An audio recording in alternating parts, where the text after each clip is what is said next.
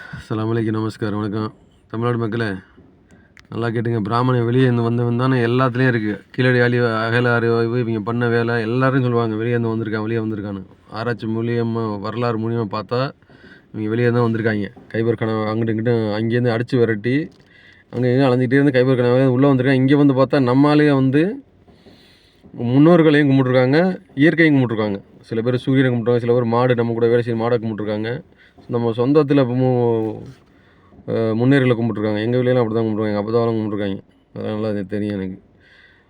இப்போ இவங்க என்ன அடுத்து என்ன பண்ணுறாங்க, இந்த சாமியார் இவங்களுக்கு கேஸ் வருது. அப்போ வந்து ஒரு இறை தூதர் அந்த ஒரு நாட்டுக்கு போகிறாரு. அந்த நாட்டுக்கு போனால் அவர் ஒரு விஷயமா ஜெயிலில் மாட்டிக்கிறார். அவர் ஜெயிலில் இருக்கும்போது இவங்க 2 பேரையும் பார்க்குறாரு. இவங்க 2 பேரும் இந்த மாதிரி வந்துட்டோம், ஏன்டா வந்தோம்னா நீ சொல்ல வேண்டியதானடா என்ன செஞ்சாங்கன்னு. அவங்க சொல்ல மாட்டேங்கிறாங்க. அவங்களே வந்து நாங்கள் ஒரு இறை கொள்கையை ஏற்றுக்கிறோம் அப்படின்னு சொன்னோன்னா, சரி நீ சொல்லு யாருன்னா சொன்னால் என் குடும்பத்தை அழிச்சிடுவான்னு சொல்கிறான், அதனால் நான் சொல்ல மாட்டேன் அப்படின்னோன்னா, இவங்க 2 பேருக்கு கனவு வருது. அந்த கனவை வந்து இவர் தான் விளக்கம் சொல்கிறாரு. ஒருத்தன் சொல்கிறான், நான் ஒரு கனவு கண்டேன், தலையில் ரொட்டியை வச்சுக்கிட்டு நிற்கிறேன், காக்காயெல்லாம் குத்தி திங்குது என் ரொட்டியை, தலையில் இருக்க அது உணவை அப்படிங்கிறான். இன்னொருத்தன் சொல்கிறான், நான் ராஜாவுக்கு திராட்சை ரசம் புழிஞ்சு கொடுக்குற மாதிரி கனவு கண்டேன் அப்படிங்கிறான்.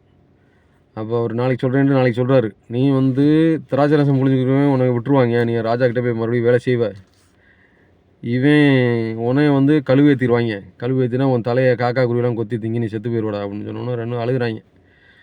அவன் என்ன சொல்கிறான், கூட்டிகிட்டு போகும்போது சொல்கிறான் அந்த சாமியார், அந்த ஐயர் சொல்கிறான், டே சொன்ன உன்னை அழிச்சே விடுமுடாங்கிறான். இப்படி இருக்கும்போது இந்த ராஜா இயற்கையாக இறந்து போயிறாரு. மயங்காரன் மறுபடியும் ஆட்சிக்கு வர்றாரு. மயங்காரன் ஆட்சிக்கு வந்தோன்னே அந்த மகனுக்கு ஒரு கனவு வருது. எவ்ரிடே வருது அந்த கனவு. எப்படின்னா, ஒரு 7 மாடு, கொளுத்த மாடு நதிக்கரையில் மேய்ஞ்சிக்கிட்டு இருக்கு. தண்ணியிலேருந்து எந்திரிச்சு போய் நதிக்கரையில் மேய்ஞ்சிக்கிட்டு இருக்கு.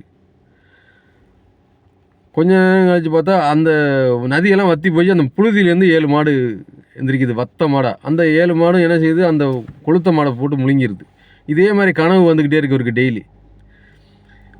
அப்புறம் என்னடா கனவு வருதுன்னு சொல்லி அந்த பூஜாரி எல்லாம் சாமியாரெல்லாம் கூப்பிட்டுட்டே, வாங்கடா ஐயர் எல்லாம் சொல்லுங்கடா என்னடா பிரச்சனைன்னு கேட்டால் அவங்களுக்குலாம் ஒன்றுமே தெரிய மாட்டேங்குது. அவங்க அது இதுன்னு சொல்கிறாங்க. மறுபடியும் ஒரு கனவு வருது.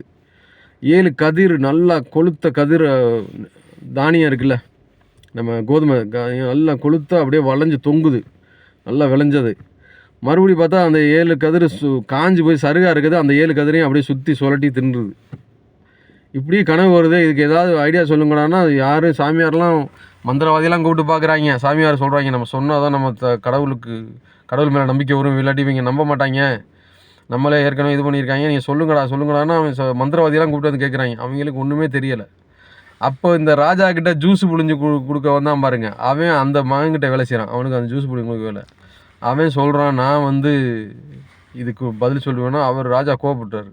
சாமியாராலே சொல்ல முடியல, நீ சொல்கிறியா, அப்படி என்ன விளையாட்டா நினைக்கிறியானோ. இல்லை நான் உண்மையாக சொல்கிறேன், நான் சொல்லலை, என் கூட ஒரு ஆள் ஜெயிலில் இருந்தார், அவருக்கு நான் ஜெயிலில் இந்த மாதிரி மாட்டிக்கிட்டது உங்களுக்கு தெரியும் தானே, அப்போ அவர் தான் எனக்கு சொன்னார், அவன் வந்து செத்து போயிடுவான், தலையில் ரொட்டி வச்சு காக்கா குத்தி திங்கிற மாதிரி கனவு கண்டவன் அவன் செத்து போயிடுவான், நீ இப்போ உயிரோட போய் ராஜாவுக்கே இது பண்ணுவேன்னு சொன்னார். அது அவர் அங்கே தான் ஜெயிலில் தான் இருக்கார், நான் போனால் கூட்டி வரேன்னு. சரி போய் கூட்டிகிட்டு வா அப்படின்றார். உடனே அந்த சிப்பாயோடு அனுப்பி போய் கூட்டிகிட்டு வா, தளபதி அனுப்பி போய் கூட்டிகிட்டு வாங்குறேன். கூட்டிகிட்டு வந்தால் அவர் வரமாட்டேங்கிறார். அவர் ஒரு சொல்லி விடுறாரு, இந்த மாதிரி 7 வருஷம் நல்லா மழை பெய்யும், தானியம் நல்லா விளையும், அடுத்த 7 வருஷம் மழையும் பெய்யாது, தண்ணியும் பெய்யாது, ஒன்றுமே செய்யாது அப்படின்னு சொல்கிறாரு. இதுதான் இந்த கனவோட அர்த்தம் அப்படின்னோன்னு ராஜா போய் சொன்னோம். ராஜாவுக்கு சந்தோஷம் வரும், ஆஹா இதுதான் அந்த கனவோட அர்த்தமாக இருக்கும், ஏன்னா வேறு எதுவுமே இல்லை, இந்த சாமியார் நாளைக்கு தான் கெடு உனக்கு, நாளைக்குள்ளே சொல்லுங்கிறார், அவங்க சொல்லாமல் விட்டுருவாங்க. அப்போ மறுபடியும் என்ன செய்வார், அந்த சிப்பாயை போய் கூட்டி வாடா அப்படிம்பார். அந்த கனவு சொன்னவனை போய் கூட்டி வா அப்படின்னு அந்த தூதரை போய் கூட்டிகிட்டு வா. அவர் இறை தூதர் தான் இருக்கார், அந்த ஊருக்கு இறைவன் அனுப்பி வைக்கிறான். கூட்டிகிட்டு வான்னவனை இப்போ என்ன சொல்கிறான், இந்த ஐயர் என்ன சொல்கிறான்னு கேட்போம் அப்படின்னு அவரும் சொல்கிறார். ஐயர் என்ன சொல்கிறான், ஐயர் ஒன்று மாதிரி எங்களுக்கு ஒன்றுமே தெரில, இதுதான் கடைசின்னு. உடனே அவர் வந்து இந்த பப்ளிக்கிலே சொல்கிறார், இந்த இறை தூதர் இதுதான் இந்த கனவோட இதுக்கு என்ன செய்ய முடியும்னா, அவன் ஐயர் ஒத்துக்க மாட்டேங்கிறான். 7 வருஷம்னா 14 வருஷம் ஆகுது, 7 வருஷம் விளையும், அடுத்த 7 வருஷம் 14 வருஷத்துக்கு கோதுமையை வந்து வைக்க முடியாது, அதெல்லாம் கழுவி போயிடும், மாட்டு தீனிக்கே வராது, இது பொய், இந்த மாதிரி எதுவுமே நடந்ததில்லை, இவன் பொய் சொல்கிறான் அப்படின்னோன்னா இது உண்மை தான் நடக்குங்கும்போது இது எப்படி செய்கிறது, என்ன செய்கிறதுன்னு அப்போவே அந்த இறைத்தூதர்கிட்டே அவர் ஐடியா இருக்கிறார் ராஜா. அவர் சொல்கிறார் 7 வருஷம் நல்ல விளைச்சல் விளையும், எங்கே பாறையில் போட்டாலும் நல்லா விளையும். அப்போ நம்ம வந்து அந்த 7 வருஷம் தானியத்தை சேர்த்து வச்சுக்கிட்டோம்னா அடுத்த 7 வருஷம் நம்ம அதை சமாளிக்க முடியும் அப்படிங்கும்போது அதை எப்படி 7 வருஷம் இது அது அப்போ கடவுள் வந்து அவருக்கு வந்து ஒரு வானவர் அனுப்பி சொல்கிறாரு, நீனே அதை எடுத்துக்க, அந்த பொறுப்பை ஏற்றுக்கிட்டு செய் அப்படிங்கிறாரு. அவர் செய்கிறாரு.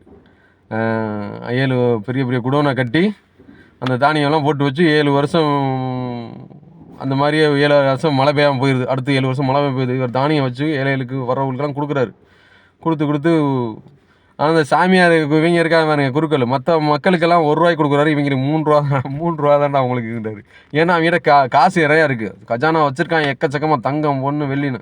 கோயிலுக்கு வர்ற வருமானம் பூரா அவங்க தானே சேர்த்து வச்சுருக்காங்க. ஓகே மக்களே, அடுத்த கேஸில் சொல்கிறேன். ரொம்ப பெரிய கதை, உடனே சொல்ல முடியாது. பாய்.